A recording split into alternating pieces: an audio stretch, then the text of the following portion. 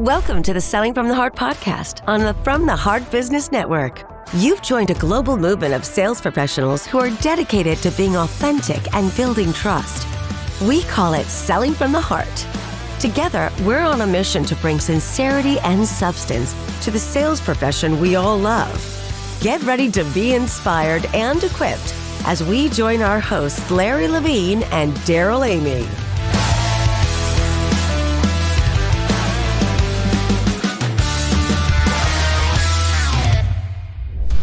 Hiring salespeople based on a resume or a great interview is like drafting players based on their Instagram highlights. They look amazing in the clips. That's until the real game starts. Exactly. Every CEO's been there. The interviews go great. You think you're bringing a top performer onto your team, but once they hit the field, they can't close, won't prospect, and blame the leads. That's exactly why we recommend Sales Index Unlimited Candidate Assessments. It's your sales recruiting engine that screens every candidate against 21 proven sales competencies, benchmarked against 2.5 million sales professionals worldwide. That is more than a personality profile. You'll know with confidence who can sell and who will actually do the work. Because the best teams don't just fill positions, they build a bench. They're always scouting for great players who can perform under pressure. For just $2.99 a month, you can build your own bench of ready-to-sell talent, coachable, driven, and proven before they ever get the jersey. So stop guessing, start scouting like a pro. Go to unlimited.salesindex.ai. That's unlimited.salesindex.ai and start building your next sales all-star team today.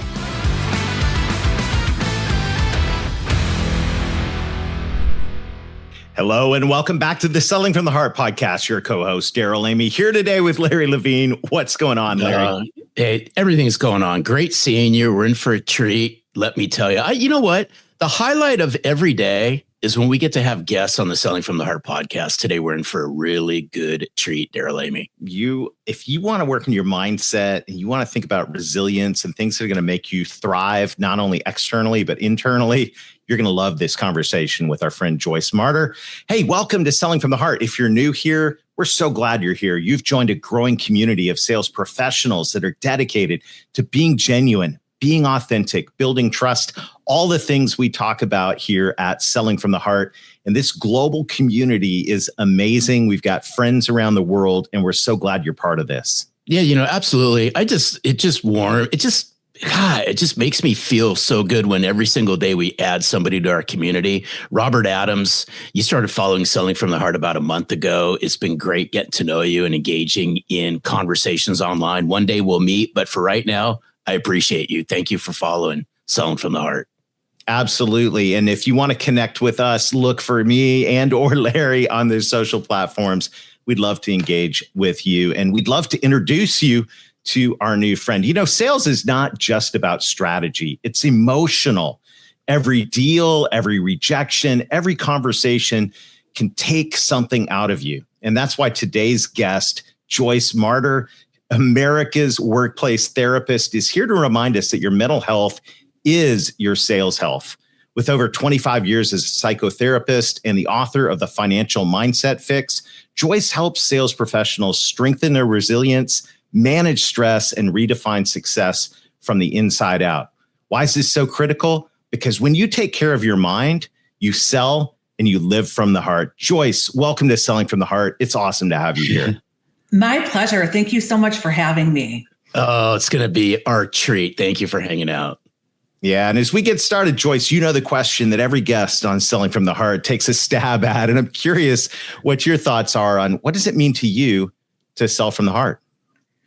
Well, I'm a very mission-driven professional, and I believe that selling from the heart is when we align our unique gifts and talents with a need in the world to the greatest extent possible. So we really get to know each other and ourselves on a deeper level and collaborate with generosity and abundance. So I believe that means looking for synchronicity. I always think about my clients as being part of a spiritual web and that the universe is connecting us for the greater good. And so it's really a matching system of heart-centered, compassionate efforts to create greater good in the world. Oh, I really like this. And I love the word synchronicity. It just Great album too.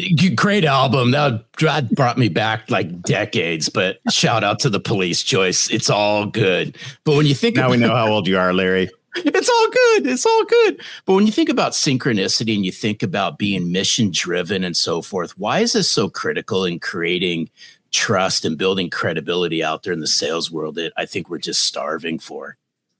Well, I know as a psychotherapist that empathy is the greatest relational gift. And obviously, sales is all about establishing a relationship and rapport. So when we are heart-centered and compassionate, we can put ourselves in the other person's shoes and imagine their pain points, their struggles, their challenges, what emotionally their situation might feel like for them. And then we can become a trusted partner to help collaborate and solve their challenges and problems. So we're coming from a place of wanting to solve problems rather than make dollars. That's so good. Joyce, it makes me think of an epic conversation we had several years back with our friend Brent Adamson. And Brent was talking about selling from the heart, and he got deeply introspective. And he said, well, what if you don't know what's in your heart?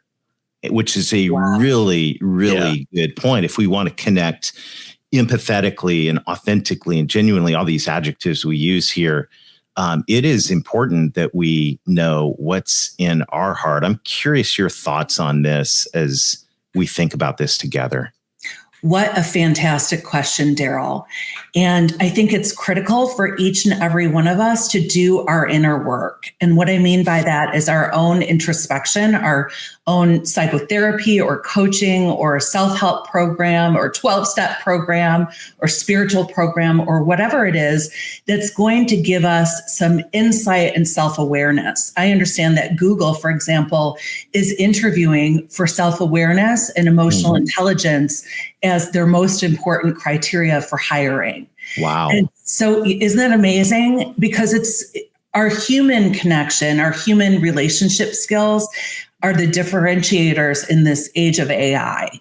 And so we need to have those practices. And for me, mindfulness practices like meditation, deep breathing, yoga, which is meditation with movement, or simply getting out in nature helps us get out of our egos, out of our mind's understanding of ourselves, out of our thoughts and mind chatter and into our hearts and our guts and the intuition of our body. When we can distance ourselves from our thoughts, we can learn how to connect with the wisdom of the body and our senses and our intuition and respond consciously rather than react emotionally. So if we don't know ourselves, we need to have some of those mindfulness practices to search within, whether that's journaling or, like I said, some of the other practices that I mentioned. Hey, you know what? Why this is so important? I love this conversation already. Is let's just think together. In the world of sales, it's already chaotic. It's crazy. It's stressful. It's filled with anxious moments. This is why this is so important. So, Joyce, if you could just speak to the salespeople and the sales leaders out there that are going, you know what? I got to start doing some introspective work, but I don't know where to start. What's the beginner's play on all of this?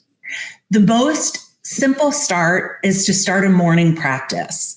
Instead of reaching for your phone and looking at your work emails and the news and the market and the social media, which overwhelms your neurology and causes stress and, a cortisol drip for the rest of the day.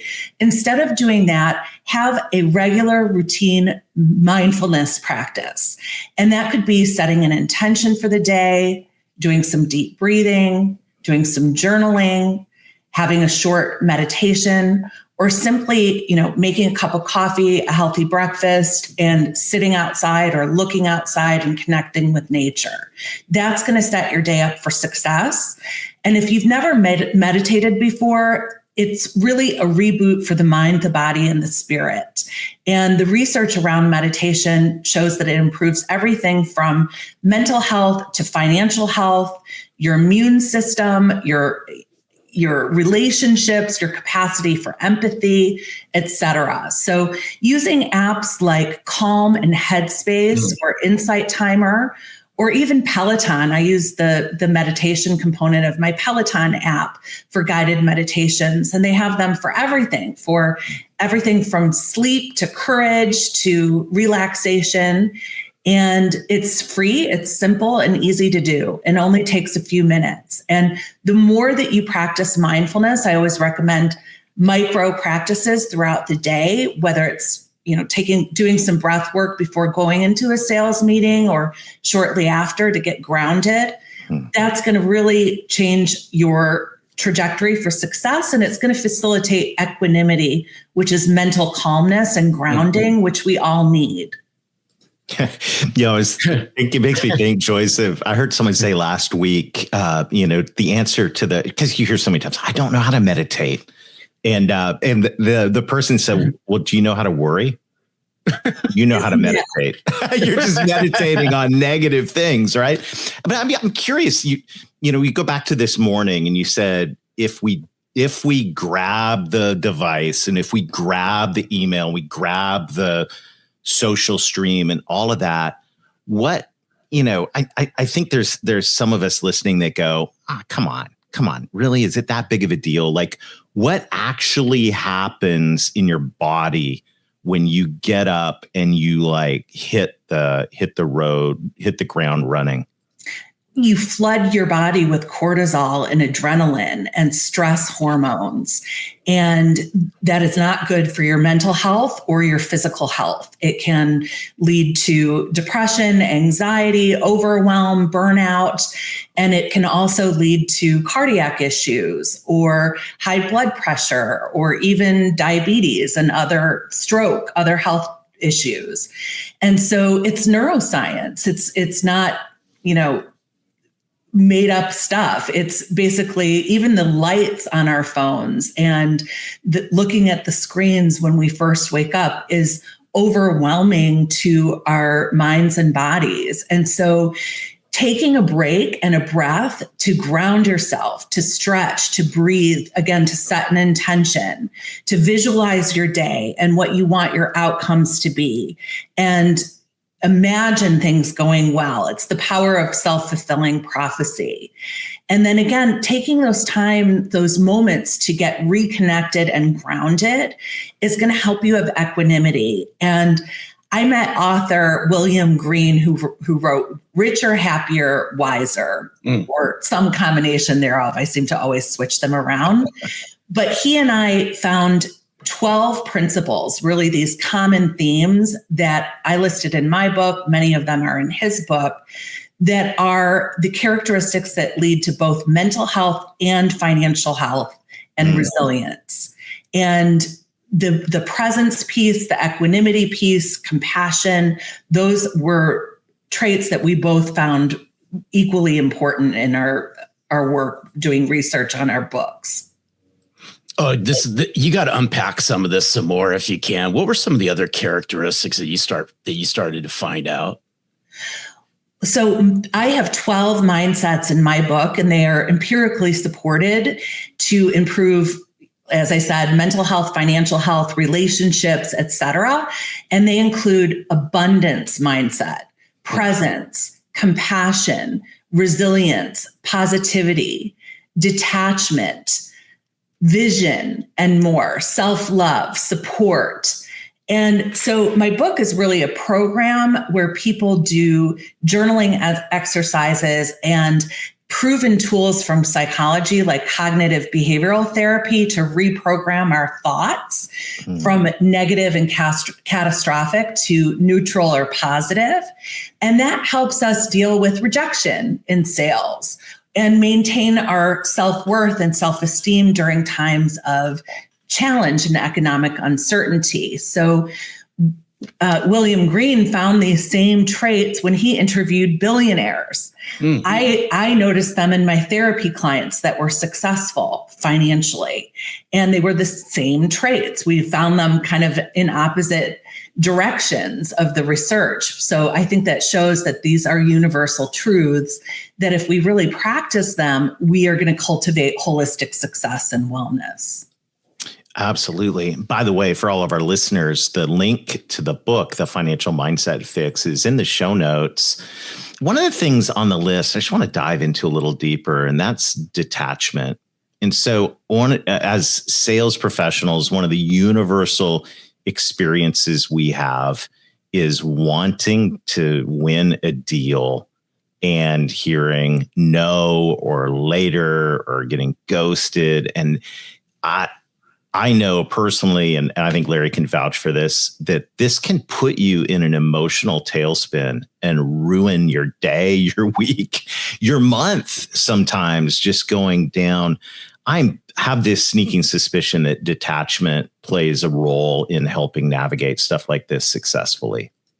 Very well said. And just for listeners to understand, I'm also an entrepreneur. I founded, built, and sold a multi-million-dollar mental health company. And as a speaker, I have a sales role as well. Yep. And so I've certainly been there. And at one point in my former business, I was in cash flow hell and thought I was going to have to file bankruptcy. It was terrifying. So he had to cultivate healthy detachment, which is healthy emotional separation from our own negative emotions. Also healthy emotional separation from the negative emotions of others. And also not connecting our worth to expectations or outcome, or we're going to end up disappointed. So detachment is a mindfulness practice that allows us to surf the waves of change without gripping and without sort of putting all of our self-worth into the basket of getting the deal. I like to reframe that to think about marketing as planting seeds, and that if we can focus on doing our part and what's within our control, then we need to let go of what is not in our control, which is the buyer's decision, their choices, and the outcome. And I really believe that the more seeds that we plant and the more mission-driven we are and the more aligned we are, some of those seeds end up sprouting years later. So there's not an immediate return, but I know sometimes when they're not returning and our schedule is slow or the clients aren't there, the dollars aren't there, it can be really terrifying. I've certainly been there myself. And my passion is to remove the shame and stigma around the mental health implications that come with financial stress and financial stress itself, because I think we compare ourselves to other people's outsides, and many of us are suffering in silence. I want to continue to speak on this detachment and the financial stress, because I want us to collectively just think about all the salespeople out there that possibly are on 100% commission. Yes. I think this plays out because you're going to attach yourself to a vast majority of these conversations if you're in financial stress. So could you speak to the individuals out there that might be going, hey, I buy into this, but I'm just financially, I'm in stress bucket right now. I can almost guarantee it's coming out in my conversations. Where do I just start to help myself in this whole process, detach from all this, knowing I'm on 100% commission? Mm-hmm. I get it. It's terrifying. It's enormously stressful. And I've been in a similar position. And when I was in cash flow hell facing bankruptcy, I turned to meditation and yoga. And these practices teach you resilience. And they teach you that if we connect to the breath and the present moment, we can ground ourselves and stop ruminating about or second guessing the past or worrying about the uncertainty of the future. And we can cultivate peace and calmness in our minds and bodies, which is essential for mental and physical health. For me, I also had to compartmentalize, which is a detachment technique of sort of scanning my body for all those scary thoughts, that catastrophic thinking, all the feelings of panic and worry and anxiety, and mindfully putting them in a container and setting them aside so that my energy was clear and that I could take action in the day and do what I needed to do to turn the ship around and save the company, which I was able to do with the help of so many others and sell it for more than I would have ever imagined making in a lifetime. So these detachment practices, like zooming out and looking at the big picture, or imagining that our own traumas or negative emotions are up on a movie screen and that we're watching and observing them from a place of safety and some distance, or that when other people are saying scary things to us or being toxic, we can imagine that we're surrounded by white light or protected by plexiglass, and their toxicity is just bouncing off of it. So we are observing, not absorbing. Those are all detachment techniques.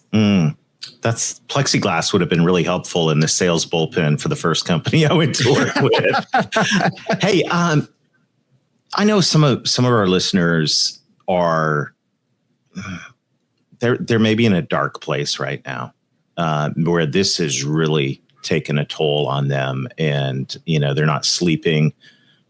Maybe they've just amped up their use of substances to the point where they're even getting worried themselves about it. What would you say to our friends who are listening in, who are going, man, sales has really taken a toll on me and my family? I would suggest wrapping yourself with loving self-compassion that's completely normal and understandable. And of course, it would have mental health implications. And we all have mental health just like we have physical health. And it's on a continuum from being in crisis to thriving and excelling. And when I speak across the country, most individuals right now are falling in the surviving or struggling categories. And so I view seeing a counselor or therapist like going to the dentist or the doctor, and a routine and preventative form of mental health does not mean you're crazy. It is not a sign of weakness. So talk to your doctor. If you're not sleeping, you're having depression or anxiety, talk to your doctor. Look at your insurance benefits. Get a mental health professional. Maybe you have an EAP through your company and you can have some free confidential sessions with a person like myself. I credit therapy to my success in life and in business. It has been transformational for me, and we shouldn't wait until we're suffering to get help. We should do so proactively. Mm-hmm. Hey, I'm speaking to all the guys out there right now. You got to ditch the bravado and the ego and say, you know what? It's okay. It's okay to talk to somebody. This isn't a sign of weakness. It's totally not. It's actually the opposite. Absolutely. I love that, Larry. And this is really a serious thing, but I do want to share it with people that financial stress and worry is basically the trigger for as many as 20% of suicides. There's a huge connection between financial stress and suicide. And we are at a 30-year global high. And when I give trainings to corporations across industry, across the country, a lot of times I'm hired after they've lost an employee or a team member. And many times when we do the presentation, several people come forward and ask for the help that they need and deserve. So if anyone considers themselves to be in crisis, struggling, or surviving, please reach out to a counselor or therapist today. Psychology Today is a great place to find therapists. If you are in crisis, you can always call 988, which is a 24/7 suicide hotline. So helpful. And I just want to put a highlighter on what Larry said. The last time I looked it up, there's between 70 and 80% of people that take their lives are men. So guys, pay attention to this. And we have chosen a profession that's extremely rewarding. And it's an extremely challenging mind game sometimes, and it takes a toll. Well, Joyce, as we're wrapping up this phenomenal conversation, I'm curious, what if you could say anything to the professional sales world. And I want to kind of guide actually to sales leaders, people that are responsible for stewarding and taking care of a team of sales professionals. What would you say to the leaders who are listening in? It is most important right now for you to infuse yourself with self-care and support and some of these mindfulness practices so that you have the bandwidth to lead your teams and to support them and encourage them with empathy and compassion, and to really encourage them to have a growth mindset that progress isn't linear. And right now we are experiencing setbacks and challenges, but it's the perseverance, it's the moving through, it's the learning and adapting and collaborating that makes us stronger and resilient. And on the other end, we will persevere. You know what's interesting about this, Darrell and Joyce, is, just as I was listening to what you were just saying, Joyce, I just rewinded this whole conversation we just had over the past 20 some odd minutes. This has to do with health of your whole entire team. So if I'm a sales leader, even if I went up the ladder into the executive rows in companies, this has a direct impact to culture. This has a direct impact to revenues, to profits, to sustainability inside your company. Everything we're talking about. Thank you so much for sharing all this with us, Joyce. Absolutely. It's my life's work and passion. And as America's workplace therapist, that's exactly why companies hire me, because it's so costly when employees are suffering with mental health challenges. So teaching leaders and supervisors mental health triage helps them make their employees healthier, happier, more productive.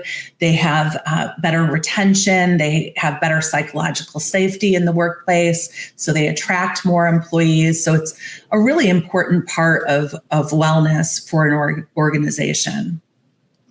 So good. Joyce, I know the question all our listeners are asking themselves right now is, how do I get more Joyce Marter in my life? The link to the book, The Financial Mindset, is in the show notes. Just scroll down, get a copy of that book. Leave her a review, by the way, when you are done reading it, or even if you're done reading the first half of the book, leave a review, because we need to get this message out there, Joyce, and we're cheering you on. So how can people get more Joyce Marter in their lives? So kind of you. Feel free to connect with me on LinkedIn, and my website is joycemarter.com, which is JoyceMarter.com. Awesome. Oh, Joyce, thank you. Thank you for investing in us, and thank you for all that you do. We appreciate you. Thank you both. Oh, it's our pleasure. Incredible. Awesome. Thank you. Wow. Oh. You know what? I know some of our friends are listening in. I just want to speak to if you made it this far and you're still listening and going, really? Come on, guys. Really? Can't we just talk about sales tactics? Can't we just talk about how to handle objections or close more deals? I just want to say, don't overlook this. And chances are most of you that are listening are in the place that I've been in, you've been in, where we overlooked this and it took its toll. And we've got to make this a priority in our lives. And if you're a leader in your team. No, absolutely. And Joyce is a kindred spirit. I've always said that, if you want to have outer success, you got to open up the cupboard of who you are. Mm-hmm. And I sure hope for everybody out there. Now, this is male or female, doesn't matter at this point, is if you're struggling with any of this, go back, rewind, and rewind this and watch it over and over and over again, because this was one of the most impactful conversations we've had in a long time.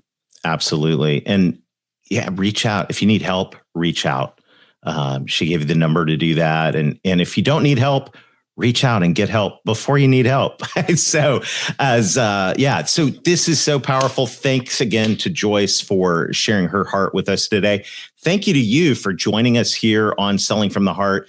This is a movement of authenticity and trust right here in this sales profession we all love, and you're a part of it. So thank you for leaving reviews on the show, sharing this with your friends and your clients, and most of all, connecting with us.